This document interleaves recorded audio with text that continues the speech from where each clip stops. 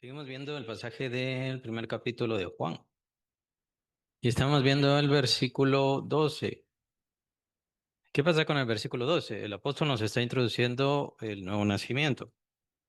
Es un pasaje muy universal, un versículo muy universal, se sigue utilizando y se ha utilizado a lo largo de todo el mundo, hablando sobre el nuevo nacimiento, el ser hijo de Dios y por supuesto se une mucho al capítulo 3. Tenemos los temas de recibir a Cristo. ¿Se recuerdan? Vean versículo 12. Mas a todos los que le recibieron, mas a todos los que le recibieron. Y hace una aclaración a los que creen en su nombre. Bien, empecemos a ver ahí. ¿Qué significa recibir a Cristo? Porque nosotros tenemos podríamos llamarle panfleto, una organización en donde decimos, bueno, recibir a Cristo es levantar la mano, decir yo creo en el Señor Jesucristo, reciba al Señor Jesucristo, con eso ya recibió al Señor Jesucristo, ya recibió la vida eterna. Y es como una cadenita, ¿no? Casi como un mantra. Alguienes lo toman como un mantra. Aquella seguidilla de palabras, como una especie de conjuro o algo así. Para algunos lo toman de esa manera, porque no son verdaderos creyentes y porque no lo ven como una genuina fe. Más bien simplemente con decir yo creo en Cristo, ya saqué mi boleto para el cielo y ya me voy a ir al cielo y no tengo que hacer ninguna cosa. Pero ¿será verdadera fe? El apóstol Juan, perdón, se refiere a una genuina fe. Claro, Él no nos está explicando en este momento qué es recibir a Cristo. No lo está explicando. ¿Por qué? Porque está haciendo una introducción. El apóstol Juan lo que está haciendo es darnos temas y conceptos para picar nuestro interés, por así decirlo. ¿Qué significa eso de recibir a Cristo? ¿Qué es eso de recibir a Cristo? Obviamente toda la narración del evangelista, al igual de todos los otros evangelistas, perdón, se presentan personas que recibieron a Cristo y que rechazaron al Señor Jesucristo de diferentes formas. Hay quienes recibieron los milagros de Jesús, pero no recibieron a Jesús. Hay quienes creyeron en Jesús y por supuesto le traicionaron. Ahí está Judas Iscariote. Pero no fue el único, están sus discípulos y sus discípulos se alejaron de él. Y no digamos la negación de Pedro. Entonces, ¿qué es negar a Cristo? Nosotros ya conocemos los otros evangelios y por supuesto estoy seguro que han leído este evangelio de Juan. Y ese es el problema también. Hay muchas personas que dicen, no, yo sí creo en Jesús, yo sí he aceptado a Jesús, yo he recibido a Jesús, pero ¿en serio le han recibido? ¿Cuál es el concepto bíblico? ¿Cuál es el concepto de Juan de recibir al Señor Jesucristo? Algo que se asemeje de lo que ustedes leyeron del evangelio de Juan, que tenga que ver con recibir a Jesús. La mujer samaritana, por ejemplo. Nicodemo. Nicodemo recibió a Jesús. A lo que voy es que como que vemos muy trillado este asunto de creer en Jesús. Y a veces pareciera que saber de Jesús o entender muchas cosas de Jesús es creer en Jesús o recibir a Jesús. Obviamente de esta parte, y podría decirse de este mismo versículo, el versículo 12 es de donde se desprende aquello famoso que nosotros le decimos a las personas, reciba a Cristo. Tiene que recibir a Cristo. Pero, ¿a qué se refiere? ¿Por qué estoy asociando a este capítulo 6 el evento de la multiplicación o la alimentación a la multitud? ¿Por qué estoy asociando estos eventos? Estoy asociando, así como la samaritana también, la mujer samaritana. ¿Por qué estoy asociando estos eventos? Porque el apóstol nos está dejando todos estos temas muy interesantes y es lo que va a explicar y lo va a exponer a lo largo de su evangelio. Entonces es por eso que estamos viendo ahora la introducción, estamos viendo la introducción para exponer el sentido del evangelio, para que ya no leamos el evangelio solo, sí, qué bonito, qué bonita la historia de la samaritana, qué bonita la historia de Nicodemo, ¿cuál fue la situación con ellos? Y porque en los evangelios se nos muestran todas las características de los seres humanos. Muchas veces, así como aparecen en los evangelios, así fuimos o incluso todavía somos. Y todavía vemos esos errores muy probablemente en nosotros. ¿O será que nosotros tuvimos una conversión así como la de Saqueo, por ejemplo? Saqueo era un hombre muy malo, pero su conversión fue tremenda, fue increíble. Él dijo, le voy a devolver a toda la gente lo que yo le quité, incluso hasta 4 veces. Y el Señor no le dijo nada, el Señor solamente dijo, hoy es necesario que pose en tu casa. Eso fue todo lo que le dijo, hoy es necesario que pose en tu casa. Pero fue tal la conversión, tal la entrega, tal el arrepentimiento de Saqueo, que incluso él lo dio todo, todo lo que él tenía, él lo quiso devolver. Era una fe muy particular que venía de un hombre muy miserable, muy rechazado y que había hecho muchas cosas malas. Muchas veces hay mucha gente supuestamente buena o que en teoría son muy buenas, pero no tienen esa misma fe, esa misma entrega, no tienen ese nivel de arrepentimiento y por supuesto de recibir a Cristo. Es muy interesante lo que dice el apóstol Pablo con respecto a recibir a Cristo, porque pareciera que el ser humano lo que tiene que hacer es hacer lo bueno o pagarle a Dios la salvación, o pagarle a Dios sus favores. O la otra situación, y esto es muy, muy común con respecto al diablo, el diablo le encanta hacer esto, es hacer parecer a Dios siempre enojado, siempre molesto, siempre irritado. Y entonces, ¿qué hay que hacer? Hay que apaciguarlo. Dios es un Dios lleno de ira, entonces hay que mantenerlo tranquilo. Hay que hacer cosas buenas para mantenerlo tranquilo. Y tenemos un mal concepto de Dios. Tenemos un concepto irracional de Dios que al mismo tiempo esto recae en nuestro concepto de qué es lo que debemos hacer para Dios y cómo debemos agradar a Dios. Casi podría decirse que nos cuesta un poco determinar qué es recibir a Cristo. ¿Es malo buscar los beneficios de Dios? No. ¿Es malo pedirle a Dios? No. Podría decirse, bueno, ¿es malo solo pedirle a Dios? ¿O es malo solo preocuparse por los beneficios que Dios puede dar o quiere dar? Ahora, mejor veamos el concepto más claro. El ser humano naturalmente solo quiere los beneficios de Dios y literalmente rechaza a Dios. O sea, si le gusta el agua de Dios al ser humano, le gusta el agua de Dios, le gusta el sol de Dios, le gusta la tierra de Dios, le gusta la comida, le gusta el ambiente, el aire de Dios. Todas estas cosas son de Dios, no son nuestras. Nosotros no las hicimos, son las cosas de Dios. Pero cuando Dios dice, no quiero que hagas esto, quiero que hagas aquello, ahí viene el problema, ahí viene la molestia. ¿Y por qué Dios dice, quiero que hagas esto y no quiero que hagas aquello? Quiero que hagas mejor las cosas. ¿Por qué dice Dios eso? ¿Para hacernos bonitos, para que estemos como que maquillados, como que embellecidos o alguna cosa así? No, es porque Él es santo y quiere tener una relación con nosotros. Y eso es lo que pasa con nosotros como cristianos. Nosotros como creyentes ya nuestros pecados han sido santificados, lavados, purificados por la sangre del Señor Jesucristo. Nosotros ya tenemos la vida eterna. Ajá, sí, pero ¿qué pasa si yo peco? Y la primera cosa elemental que pasa si yo peco es que estoy lastimando mi relación con Dios. No me preocupa que Dios esté aquí, que yo soy templo de el Espíritu Santo, soy templo de Dios y no me preocupa, no me interesa. Yo voy a seguir haciendo lo malo. ¿Cómo se siente Dios? El pago ya está cancelado. Lo que tenemos que hacer es confesar nuestro pecado, dice el apóstol Juan en su primera carta, confesar nuestro pecado, arrepentirnos de él. Dios es fiel y justo para perdonar nuestros pecados.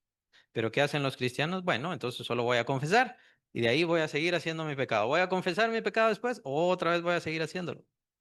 ¿Es agradable eso para Dios? Dios quiere que seamos mejores cada día. ¿Por qué? Para que tengamos una mejor relación con Él, para que le seamos más útiles, para que seamos de mayor bendición a las demás personas, para que seamos una mayor bendición a este mundo, para que Él pueda mostrarse a través de nosotros a este mundo perdido, arruinado, acabado, lleno de tinieblas y todo lo demás. Ustedes ya lo saben. El Señor no hace las cosas porque sí. Pero ¿qué pasa? Entonces, ¿Qué es recibirle? ¿Qué es recibir a Cristo? Recibir a Cristo está bien si queremos nosotros pedirle bendiciones. Por supuesto, Él no es rico, Él es dueño de todas las cosas. Por supuesto, es bueno que le pidamos cosas, pero donde Él se da cuenta es cuando queremos las cosas buenas de Él, pero no lo queremos a Él. Ahí está el problema. Es lo que hace el mundo entero. Ahí sí le están pidiendo el aire, el oxígeno a Dios, le están pidiendo el agua a Dios, la comida a Dios. Cuando vienen terremotos, cuando pasan huracanes, entonces al primero que le echan la culpa, ¿quién es? Es a Dios, al primero que le echan la culpa. Ellos nos echan la culpa. Ah, no, no es problema de calentamiento global, no es problema de la contaminación, no, no, no es problema de eso, es Dios. Dios, ¿por qué lo hiciste? Y lo hacemos también cuando se nos va algún pariente, algún ser querido. ¿Qué es lo primero? Al primero que le echamos la culpa es que Él es el dueño de la vida, es que Él es el que podría librar a fulano y a fulana, pero no quisiste, Señor. Él no quiso. ¿Y qué hay de las cosas que Él quiso, que te ha pedido y no lo quisiste hacer, y no le diste, y no fuiste, y no escuchaste? ¿Mm? Queremos los beneficios y bendiciones de Dios, pero no queremos a Dios. Y eso es lo principal. ¿Qué pasó en el mundo? Hemos estudiado un tanto sobre la oscuridad del mundo. Lo que pasó, la caída, vimos Génesis y todo lo demás, cómo el Señor creó todas las cosas y todas las cosas las creó buenas. Pero ¿qué ha sucedido? Nosotros lo sabemos bien. La caída del hombre trajo el pecado, trajo la muerte, trajo la condenación, pero capítulo 2 de Hebreos es muy importante. Trajo el reino del demonio o el imperio de la muerte. Y es eso lo que está reinando acá. Ahora, es eso lo que está reinando. El diablo no es el dueño del mundo, solamente trajo su reino y el Señor por un tiempo se lo está permitiendo. Nada más. Se lo está permitiendo. Dios sigue siendo dueño de todas las cosas. Dios sigue poniendo su voluntad. Y gracias a eso es que el mundo no está más arruinado de lo que ya está. Gracias a eso que todavía nosotros como hijos de Dios todavía podemos existir. Y todavía la palabra de Dios existe sobre este mundo tan arruinado. Pero estaría mucho peor si el poder de Dios y si la influencia de Dios se aparta de este mundo. Muchísimo, muchísimo peor. Pero claro, ¿qué es lo que va a hacer el hombre? Incluso era la concepción de un pastor del infierno. Me llamó mucho la atención, lo aprendí, lo vi, lo escuché hace algunos años. Y la idea de él del infierno es que quienes están en el infierno en este mismo instante están maldiciendo a Dios, maldiciendo a Dios. Ahí, en el infierno, en donde están maldiciendo a Dios. Pero ¿qué pasa en el infierno? Que de una vez está el castigo, ahí está la ira de Dios. No es un fuego cualquiera. Uno de los profetas escribe que es el fuego de la ira de Dios. Entonces, de una vez cae este fuego, de una vez cae el castigo sobre este que maldice. Y así, sigue. Vuelve a maldecir, otra vez cae el fuego. Vuelve a maldecir, otra vez cae el fuego. No tienen paz, no tienen tranquilidad. Ciertamente no hay arrepentimiento tampoco en sus almas. ¿Por qué? Porque no quieren a Dios. Quisieron las cosas de Dios, quisieron los beneficios de Dios, pero no quisieron a Dios. Por eso les dice el Señor y ellos ni siquiera lo entendieron. Ustedes me siguen porque les di de comer y se hartaron. Trabajen, pero no por la comida que perece. Trabajen por la comida que a vida eterna permanece. Esa es la vida importante. Y él mismo dice en ese mismo pasaje, yo soy el pan que descendió del cielo. Yo soy el verdadero pan. Yo soy el verdadero alimento. Yo soy quien les da vida. Y no lo entendieron, más bien rechazaron la palabra. Claro, no sabemos en qué forma les habló el Señor Jesucristo. Bien puede ser bastante brusca la forma que les habló el Señor, pues conocía sus corazones. Esa es la reacción de Dios ante una persona que le busca por interés, pero no por la realidad y el interés que Dios quiere. No es que Dios no tenga intereses, Dios tiene intereses, pero a Dios le interesa nuestro corazón. Y es por eso que le agrada cuando hacemos las cosas de corazón. Y es por eso el gran ejemplo del rey David. ¿El rey David era bueno? No, no era bueno. No sé, su vida, su condición, las cosas que tuvo que vivir, la guerra que tuvo que sufrir, y la persecución que tuvo que sufrir desde pequeño, no sé, probablemente lo hizo de esa forma Tan fácil para él era la muerte, no sé, es un poco tanto extraña la vida del rey David, pero lo que sí tenía era sinceridad y un gran aprecio por Dios en su corazón. Y esa era la razón por la cual Dios sentía mucho agrado por David. Era el corazón de David. David no era justo, no era perfecto, hizo muchas cosas malas, sí, pero tenía un corazón noble hacia Dios. Lo que Dios quiere es una relación con nosotros, una relación. Y tomen en cuenta que sin relación no sirve de nada ninguna otra cosa. Ninguna. Ah, pero yo leo 10 veces al día la Biblia. Ah, yo practico ayunos tantas veces a la semana. Yo hago esto. ¿Cómo está su corazón? Al Señor no le sirve de nada las repeticiones, los números, cuánto tiempo me llevé haciendo esto, hacer un sacrificio. El Señor no quiere un sacrificio. El Señor, que si en dado caso le sirven los sacrificios, son los sacrificios vivos, en donde está la adoración y la ofrenda como una elemental, nuestro servicio, eso sería un sacrificio vivo también, muy elemental. Y el punto es, ¿cómo lo estoy haciendo? ¿Por obligación? ¿Por imposición? ¿Me cae mal? ¿Me molesta? ¿Solamente para no irme al infierno? Por eso lo hablamos y lo aclaramos. Dios no está enojado, Dios no está molesto, Dios no está irritado. El Señor ha lavado nuestros pecados, ha cancelado nuestra deuda, ha deshecho todo eso que estaba pendiente pues, de nosotros. Dios no está enojado con nosotros.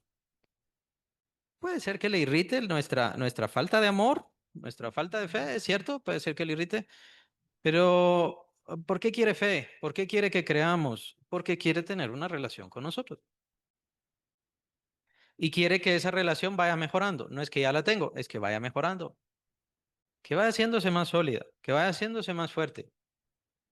Es por eso que Él vino a habitar con nosotros para que nosotros le recibamos. Se los dice, ¿a qué iglesia es? Perdón. A la Odisea, ¿verdad? La última de las iglesias en Apocalipsis. He aquí yo estoy a la puerta y llamo. El que abriere la puerta, yo entraré con él y cenaré con él y él conmigo. Ahí está. ¿De qué está hablando ahí? De una relación. Vamos a convivir. Vamos a tener armonía. Claro, el Señor Jesucristo ya canceló eso, ya nos dio la justificación. A mí lo que me toca es abrir mi corazón y que Él entre a mi vida para tener una relación. Entonces, por supuesto que le puedo pedir muchas bendiciones, le puedo rogar, le puedo suplicar, si para eso nos permite estos sufrimientos.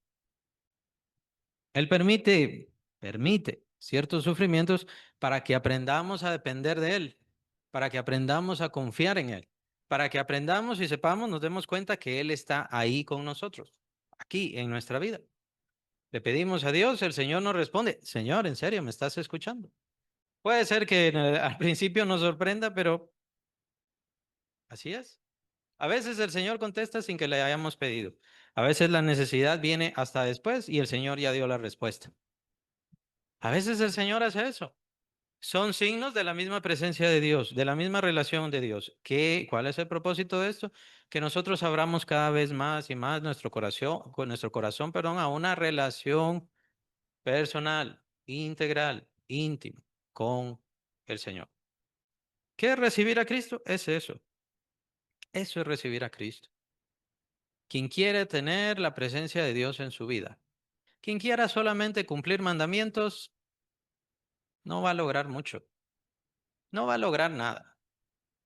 Ya no tenemos que cumplir mandamientos, empecemos por eso. Ya lo cumplió todo Cristo. Claro, es importante los mandamientos y sí, hay que seguirlos y hay que obedecerlos. Y faltar algún mandamiento o alguna orden del Señor, algún mandato del Señor, em, pues sí, puede ser que lo irrite, puede ser que le moleste.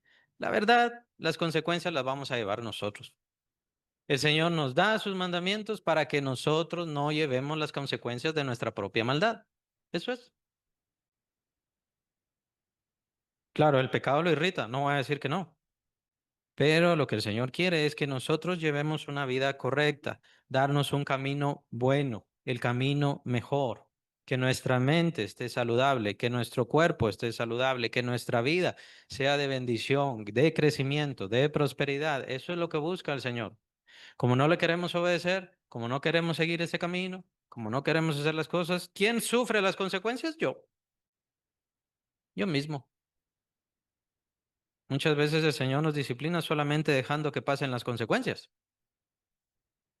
No tiene que mandar nada. Solamente ahí están las consecuencias de lo que estás haciendo. Y ya. Es interesante, ¿no? Pero si queremos concluir, si queremos resumir lo que yo les mencionaba, ¿cuál será el tema? Porque vamos a ver la mujer samaritana, vamos a ver a Nicodemo y a todos estos grandes personajes bíblicos y a entenderlos. Lo que el Señor quería era tener una relación personal con cada uno de ellos y lo que quiere es tener una relación personal con cada uno de nosotros y que cada uno de nosotros tenga una experiencia con Él, una experiencia. ¿Por qué? Porque cada uno de nosotros debemos ser testigos, testigos. En el caso, obviamente, de los evangelistas y de este tiempo, ellos fueron testigos presenciales, ellos vieron al Señor Jesús en todo sentido, en su ministerio, en su vida, en su humanidad, en su muerte, en su sepultura y, por supuesto, y más importante que todo, en su resurrección. Ahora, nosotros no somos ese tipo de testigos porque nosotros no vemos al Señor y lo más seguro es que nunca lo vamos a ver hasta que estemos ante su presencia. Pero entonces, ¿de qué somos testigos? Somos testigos de su presencia ahora conmigo. Que yo, ustedes, somos templo de Dios, somos templo del Señor. Él está con nosotros y se manifiesta con nosotros todo el tiempo. ¿Y cómo nos ayuda cada día de nuestra vida? Cada día de nuestra vida nos levanta, nos da fuerza, nos da salud, nos da ánimo, nos da paz, nos provee todo lo que necesitamos, nos contesta. Somos testigos de eso. Somos testigos de esas cosas. Mas a todos los que le recibieron, a los que creen en su nombre. ¿Cómo hacemos eso de recibir? Personalmente al Señor Jesucristo no le vamos a abrir una puerta, o literalmente, físicamente, no le vamos a abrir una puerta. Entonces, ¿cómo vamos a abrirle a Él esa puerta para que Él entre a nuestra vida? Para que entre a cenar con nosotros, como dice el Señor, se lo dice el mensaje a la iglesia de la Odisea. ¿Cómo vamos a hacer eso? Por medio de la fe, por medio de creer, por medio de confiar. Empecemos a separar ya las cosas y los términos. Creer no es saber. Creer no es saber. Yo sé que Jesús, algunos dicen, yo creo que Jesús murió por los pecados, sí, pero ¿en serio lo cree o solo lo sabe? Y si lo sabe, ¿en serio lo cree? ¿Vive de esa manera? ¿O quiere seguir haciendo sacrificios? ¿Quieres pagar ofrenda o pagar pecados? Nosotros no pagamos pecados.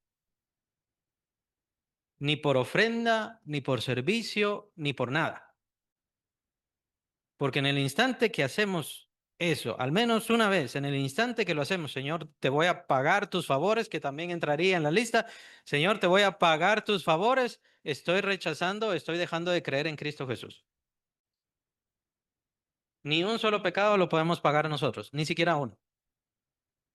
No tengo que apaciguar a Dios en ninguna forma porque eso ya lo hizo su Hijo Jesucristo. Ahí está la fe, ahí está la confianza. ¿Qué dicen todas las demás religiones? Usted tiene que pagarse su salvación. Ahí está. ¿Creen en Jesús? No. ¿Por qué? Porque si no, no tendrían que pagar su salvación. Ahí está, se delatan. Lo saben o tienen conocimiento, pero no entienden. No entienden. Saber no es creer. Lo mismo dice Santiago. Santiago dice, los demonios creen, no es en sí que crean, no es que tengan fe, los demonios no tienen fe, no es lo que está diciendo Santiago, sino que los demonios saben quién es Dios, saben que Dios existe, pero ellos no ponen su confianza en Dios. De hecho, pensaron mal, pensaron que le podrían quitar el trono a Dios. El diablo mismo pensó que podía quitarle el trono a Dios. Ni siquiera entendía quién era verdaderamente Dios y todavía sigue sin entender. Esa es la puerta entonces. Los que creen en su nombre les dio potestad de ser hechos hijos de Dios. Regularmente en el Nuevo Testamento, pues obviamente fue escrito en griego, se utiliza la palabra dunamai para hablar de poder. Dunamai es de donde viene la palabra dinamita, de ahí viene. Pero aquí en este versículo, a los que creen les dio potestad de ser hechos hijos de Dios. Esa palabra potestad no es dunamai. Esa palabra es una palabra muy importante. Es la palabra griega exousia.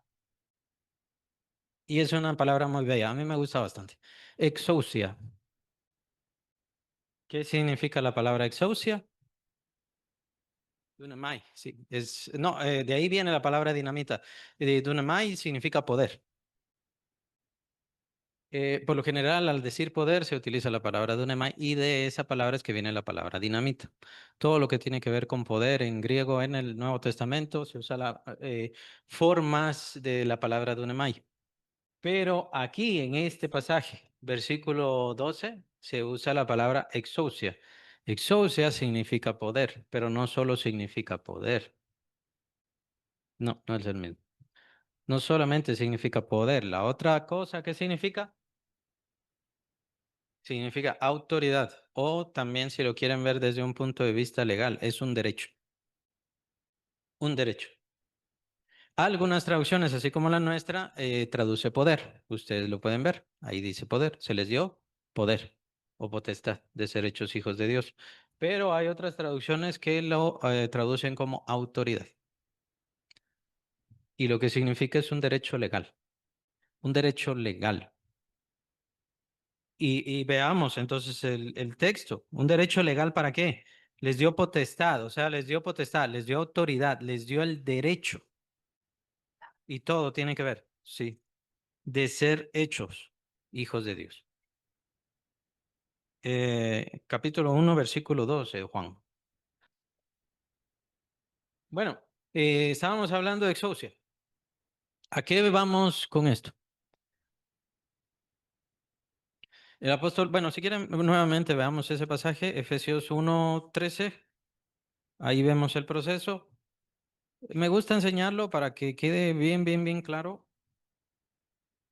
El proceso por el cual una persona recibe a Cristo. Y no solamente recibe a Cristo, recibe al Espíritu Santo, nace de nuevo, obtiene la salvación y obtiene la vida eterna. Efesios 1, versículo 13. En él también vosotros, habiendo oído la palabra de verdad, el evangelio de vuestra salvación, y habiendo creído en él, fuisteis sellados con el Espíritu Santo de la promesa. Y es aquí donde tenemos que completar con este versículo y específicamente con esta palabra. Toda aquella persona que ha escuchado el evangelio, siempre y cuando el evangelio sea correcto, sano, puro, y ha creído genuinamente en el Señor Jesucristo, ya tiene derecho, no solamente el poder de ser hecho hijo de Dios, sino el derecho de ser hecho hijo de Dios. Entonces el problema no es con Dios, Efesios 1:13. El problema no es con Dios y el problema no es que se tenga que hacer otras cosas, es que hay que ofrendar o es que hay que hacer algún sacrificio o hay que hacer alguna peregrinación. No, lo que tiene que hacer es escuchar el Evangelio cuando se le esté presentando y creerlo. En ese momento ya tiene derecho de recibir al Espíritu Santo. ¿Qué pasa con aquellas personas que no han recibido al Espíritu Santo? Porque o han escuchado mal el Evangelio o lo entendieron mal. Lastimosamente eso puede pasar. Acuérdense lo que hace el diablo. El diablo lo que hace es trastocar la palabra, cambiarla, trastornarla, poner nuevas ideas, ideas malas, nuevas unciones. Ya lo han visto, son cosas muy famosas actuales. Nuevas revelaciones, esa es otra, muy clásica. Ah, no, la salvación es así. No, la salvación es esa. La salvación es por escuchar a fulano, la salvación es por escuchar a tal otro. No, ya están poniendo impedimentos. Hay que tener mucho cuidado también con los impedimentos que se da a la salvación. Y escuche el Evangelio, crea en el Señor Jesucristo, será salvo, pero si peca, se va a ir al infierno. Ya se está poniendo impedimentos. Ahí ya se está poniendo impedimentos. El sello de nuestra salvación es el Espíritu Santo, acuérdense. Él es el sello. Entonces, aquel que tiene el Espíritu Santo tiene el sello de la salvación, de ahí no se va. A nosotros nos corresponde predicar el Evangelio plenamente, completamente, y nosotros conocemos los requisitos. Lo único que tenemos es que presentarle el Evangelio a una persona y si esa persona cree, ya tiene derecho y la potestad, el poder, ya tiene el derecho y el poder de recibir al Espíritu Santo. Ahora, ¿qué pasa? Yo puedo, y en lo que yo participo es en presentar el Evangelio y presentarlo lo más sano posible. Si le doy algunos cambios, algunos jalones de pelo, alguna cosa así, entonces va a ser un evangelio falso. Puede ser que esté presentando a un Jesús, pero no es el Jesús verdadero. No es el Jesús que salva. Si yo simplemente, bueno, presento a Jesús que murió por los pecados, pero fíjese que no, tiene que ir a la iglesia para poder ser salvo. No podemos ni siquiera poner a la iglesia. Tiene que ir a la iglesia para poder ser salvo o ser salva. Entonces ya estamos poniendo obstáculo a la salvación que nos da el Señor Jesucristo. La iglesia tiene sus funciones, la iglesia tiene sus razones y es muy importante. Participa en el fortalecimiento y el que crezca la fe de los hermanos. Estarles enseñando y enseñando y enseñando. Está cumpliendo la gran comisión, lo que dice el Señor Jesucristo, enseñándoles que guarden y hagan todo lo que yo os he mandado. Esa es la función de la iglesia. Pero la función de la iglesia no es salvar. La función de la iglesia no es salvar. La función de la iglesia es predicarles el evangelio, exponerles el evangelio del Señor Jesucristo y seguirles dando y seguirles dando y seguirles dando para que su fe sea lo suficientemente firme, correcta, y esto lo ve Dios, como para decir, sí, ya envío a mi Espíritu Santo. Em, no sé exactamente cómo exponerlo, pero una cosa es el evangelio que tenemos que presentar, que es un evangelio de certeza y seguridad, y otra cosa es que no vemos la fe de las demás personas. Yo no sé cómo esa persona está creyendo. Yo no conozco sus motivos, sus intenciones, sus deseos, su ánimo. No lo sé. No sé si solamente va a creer por un año, solamente está haciendo la prueba. No lo sé. Pero es ahí entonces donde ya se explica. Esta persona solamente estuvo un año en la iglesia, de ahí se apartó, se dedicó al pecado, bla, bla, bla, bla. Bueno, ¿qué pasó? En realidad nunca recibió al Señor Jesucristo. Su fe tal vez fue un saber, nada más. Aceptó el conocimiento, pero quiso tener una relación. Por eso estábamos hablando de recibir a Cristo. ¿Qué es recibir a Cristo? Y ya no pongamos en mente esta situación como metafísica, como rara, como extraña, ¿no? Recibir a Cristo, como que se está recibiendo un espíritu. No, se está recibiendo una persona que es la segunda persona de la Trinidad y tener una relación integral con Él, personal. Y no necesita intermediarios. Él está ahí en su vida. Y no importa lo que nadie más diga, yo tengo al Señor Jesucristo en mi vida. Y no importa lo que yo haga, aunque sea malo, nada me va a separar de Cristo, porque si Él está en mi vida, nada ni nadie me puede separar de Cristo Jesús y del amor de Dios. Nada, ninguno. Entonces, los principios del Evangelio son eficaces, claros, contundentes, gratuitos.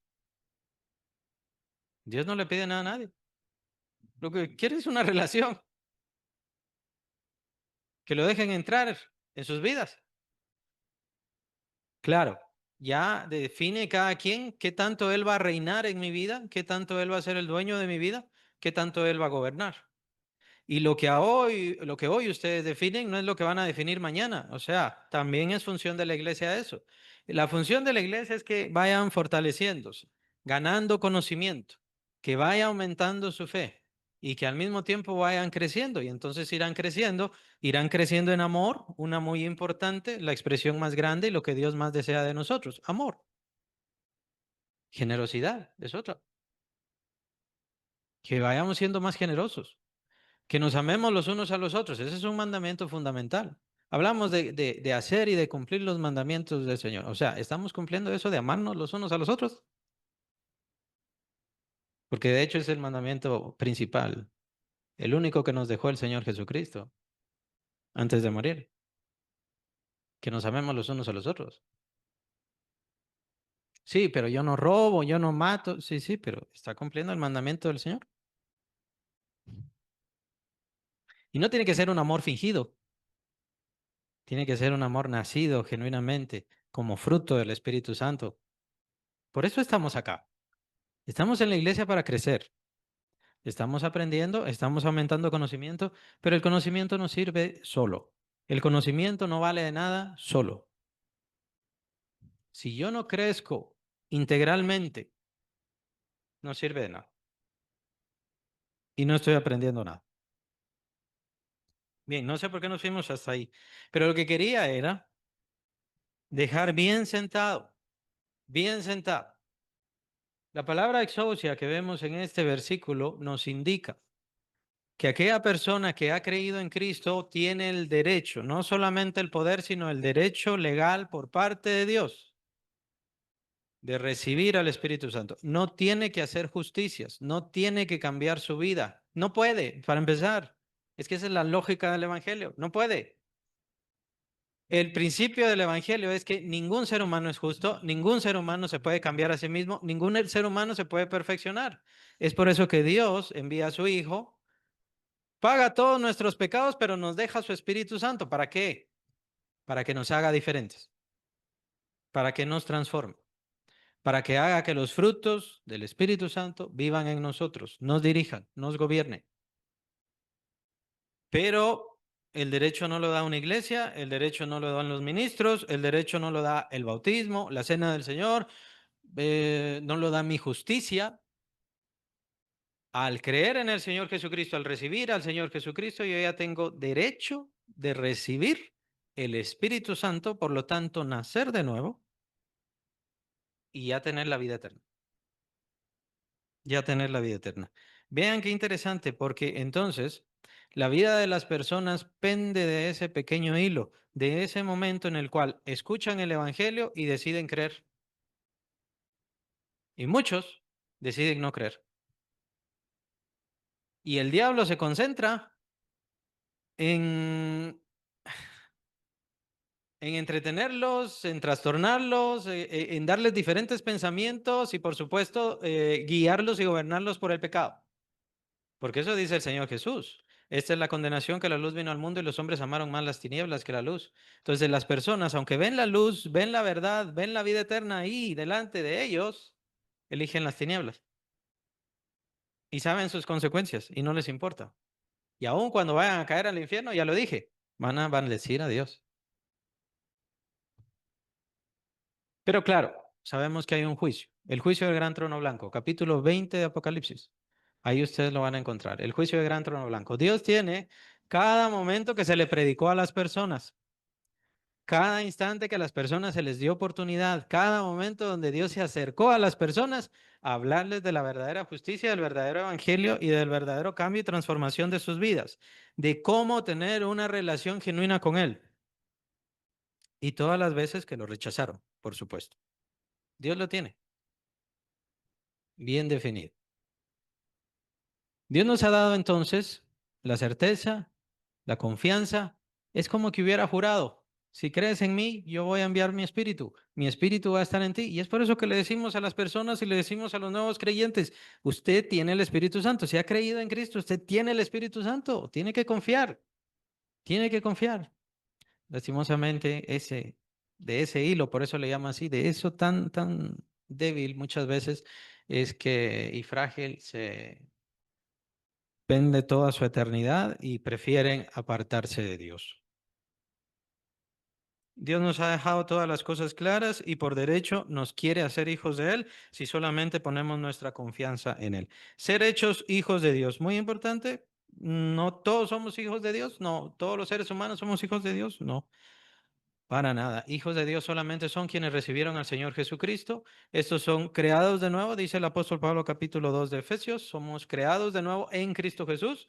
Él es la naturaleza o el elemento que se une a nosotros para que seamos creados de nuevo.